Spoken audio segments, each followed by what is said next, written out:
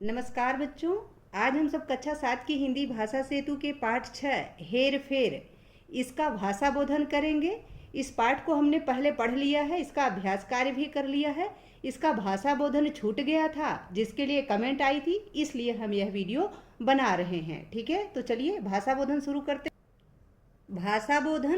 भाषा बोधन का पहला प्रश्न है, निम्नलिखित शब्दों के व्याकरणिक शब्द भेद बताइए। यानी जो शब्द यहाँ लिखे गए हैं इनका व्याकरणिक शब्द भेद आपको बताना है। जैसे जरूर, जरूरी, जरूरत, मेहनत, मेहनती, मेहनतकश, नरमी और नम्रता। इनका व्याकरणिक शब्द भेद इस प्रकार है। जरूर क्रिया विशेषण है, जरूरी विशेषण है, जरूरत भाववाचक संज्ञा है, मेहनत विशेषण है, मेहनती विशेषण है, मेहनतकश भी विशेषण है, नरमी यह भाववाचक संज्ञा है, नम्रता भाववाचक संज्ञा है। दूसरा प्रश्न देखते हैं। दूसरा प्रश्न है, निम्नलिखित वाक्य पढ़िए। यानी जो वाक्य लिखा है इनको पढ़िए। क है, 2 आने पैसे अपनी फटी चादर में बांधकर मजदूर शहर से निकला। ख, उसके रहने को एक बड़ा भारी महल था। ग, मजदूर चीखे मारते हुए इधर उधर भागने लगे। मोटे छपे शब्द प्रत्यय लगाकर बने हुए क्रिया के रूप हैं। यानी जो ये मोटे छपे हुए शब्द हैं ये प्रत्यय लगाकर क्रिया के रूप हैं। ठीक है, प्रत्यय से बने हुए क्रिया के रूप हैं। क्रिया के जिन रूपों का उपयोग शब्द भेदों के समान होता है उन्हें कृदंत कहते हैं। यानी इस प्रकार के जो शब्द होते हैं जिनका क्रिया के जिन रूपों का उपयोग शब्द भेदों के समान होता है उसे कृदंत कहते हैं। यानी उसे कृदंत प्रत्यय कहते हैं, कृदंत वाक्य कहते हैं, कृदंत शब्द कहते हैं। ठीक है, जैसे क है यहाँ दौड़ना अच्छा व्यायाम है, तो दौड़ना शब्द जो है यह कृदंत शब्द है। यहाँ दौड़ना में क्रिया का संज्ञा रूप है। ख है, वह दौड़ने यानी दौड़ने के लिए जा रहा है। वह दौड़ने जा रहा है या दौड़ने के लिए जा रहा है। यहाँ दौड़ना क्रिया का संज्ञा रूप है। ग, दौड़ने वाला लड़का पहला आ गया। यहाँ दौड़ना क्रिया का विशेषण रूप है। घ है, दौड़ता लड़का चपल है यानी चंचल है। यहाँ दौड़ना क्रिया का विशेषण रूप है। आगे है ङ, दौड़ा हुआ लड़का होशियार है। यहाँ दौड़ना क्रिया का विशेषण रूप है। ठीक है, तो इसी प्रकार के कुछ वाक्य आप भी बनाइए, ऐसा आपसे कहा गया है। दूसरे प्रश्न का उत्तर इस प्रकार होगा कि कृदंत वाक्य का जो वाक्य है, कृदंत शब्द से जो वाक्य है वो इस प्रकार बनेंगे। हंसना स्वास्थ्य के लिए अच्छा होता है। दूसरा है, हंसने वाला बच्चा बहुत प्यारा है। तीसरा, पढ़ने वाली लड़की बहुत अच्छी है। चौथा, दानी यानी दान करने वाला आदमी बहुत धार्मिक है। इस प्रकार के वाक्य कृदंत वाक्य होते हैं। ठीक है, इनमें कृदंत शब्दों का प्रयोग हुआ है।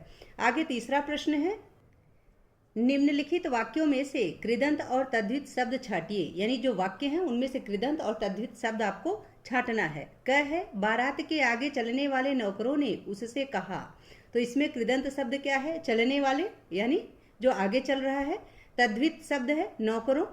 ख है, अब वहाँ अकेला मजदूर था। तो इसमें जो अकेला शब्द है यह तद्धित प्रत्यय है।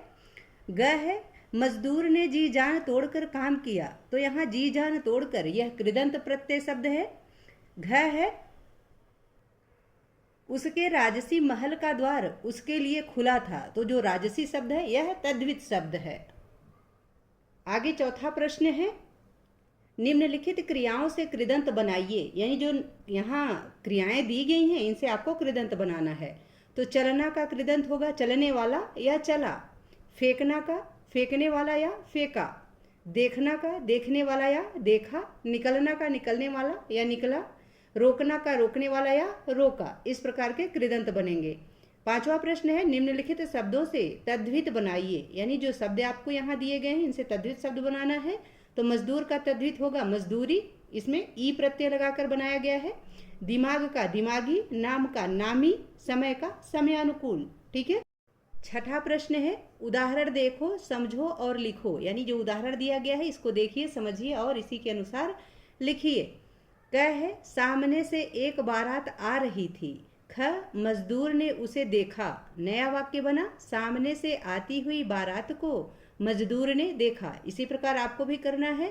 क है, पहला है इसमें सामने से मजदूर जा रहे थे। दूसरा, धनी व्यक्ति ने उसे देखा।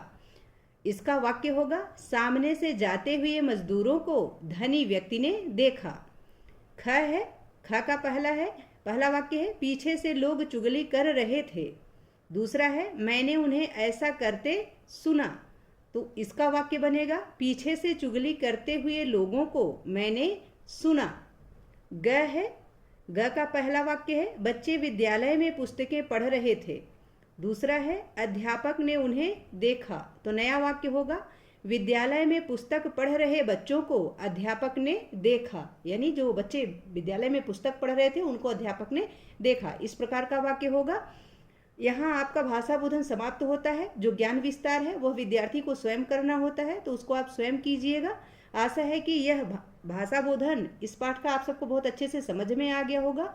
यदि वीडियो से संबंधित या पाठ से संबंधित कोई सुझाव हो या आपकी कोई क्वेरी हो, प्लीज़ कमेंट बॉक्स में अवश्य लिखिए। वीडियो पसंद आए तो इसको लाइक करें, शेयर करें। चैनल पर नए हैं तो प्लीज़ इसे सब्सक्राइब अवश्य करें। बहुत बहुत धन्यवाद।